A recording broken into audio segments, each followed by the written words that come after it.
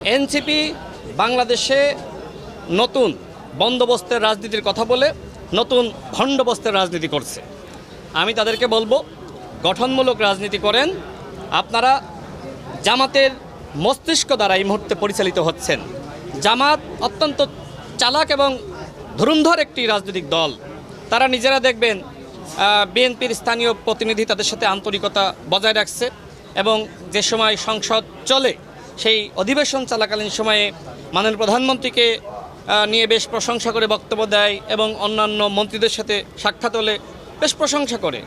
আবার মাঠে গিয়ে দেখি যে তারা গণ অভ্যুত্থানের হুমকি দেয় এবং এমনকি এই এনসিপি নেতৃবৃন্দের মাধ্যমে নানানভাবে মাননীয় প্রধানমন্ত্রীকে এবং আমাদের মন্ত্রীদেরকে গালিগালাজ করাচ্ছে। দেখেন, এনসিপি বর্তমানে যা করছে এগুলো জামাতের পরামর্শই করছে।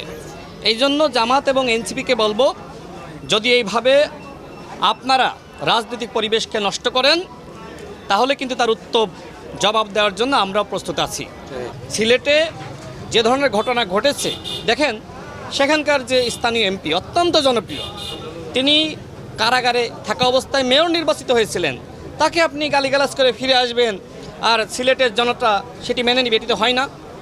আমি বলতে চাই যে এনসিপির উচিত এই মুহূর্তে ইতিবাচক রাজনীতি করা।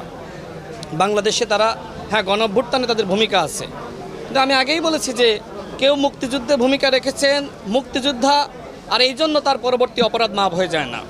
সুতরাং গণ অভ্যুত্থানে আপনি নেতৃত্ব দিয়েছেন, আপনি ভূমিকা রেখেছেন, এই জন্য পরবর্তীতে আপনি যে রাজনৈতিক অপসংস্কৃতি, আপনি যে রাজনৈতিক মাঠকে আপনি গালিগালাজের মাঠে আপনি তৈরি করেছেন, এইটার জন্য ভাই আপনার খেসারত দেওয়া লাগবে।